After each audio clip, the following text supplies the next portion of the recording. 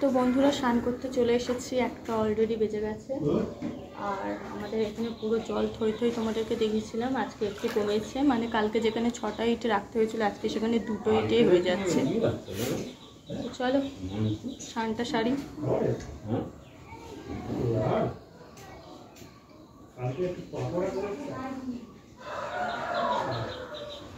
বিয়ের মতন আমি গন্ধ পাচ্ছি।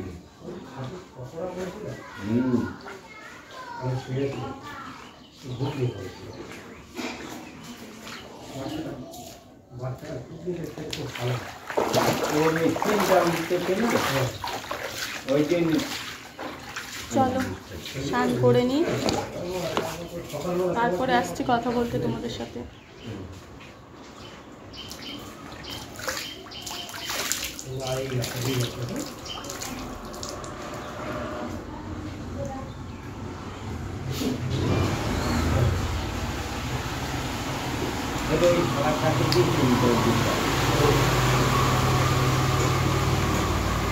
বললে আমার বললে দাদা তুমি সেরকম করবো, তুমি চলে যাও। বলে এটা কাটার সময় ফিটিং হয়নি, কি হয় এই পকেটটা আমি কি করবো? বলছি ওর দ্বারা হবে, তাই তো? বলে পকেট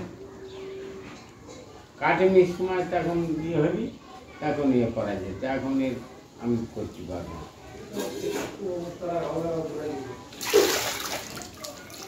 সেভাবে আমি বলছি তুমি যতটা পারো ওপর থেকে নিয়ে যাবে।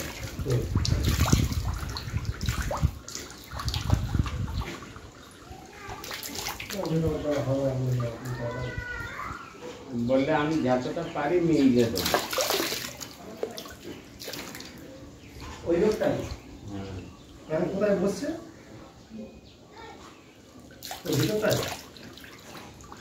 ওই খরচের বাড়ির ভিতরে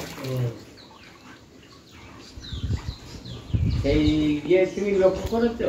আমি সরি সরি ছিপির কঞ্চি ওর গোড়াইতে বড় ঘর নিয়েছে, কিন্তু এখন মাখবো সাবান।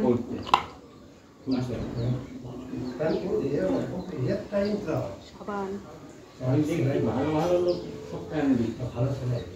হ্যাঁ,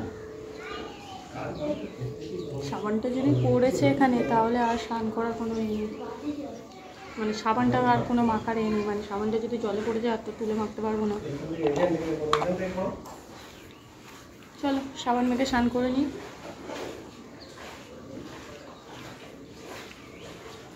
বাবা তুই তো হেভি চুল কেটেছিস, হেভি লাগছে তোকে। একদম ছোট করে দিয়েছে, একদম ঠিক করেছে। পুজোর মধ্যে বড় বড় হয়ে যাবে আবার।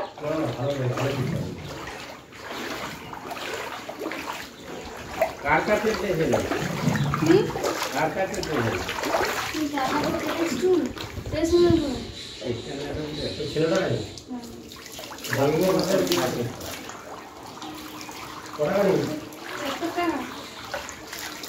ঠিকই আছে,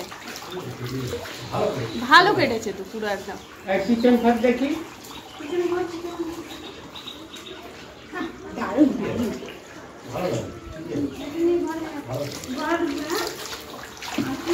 আর ও কবে ওড়াবে, কবে ওইটা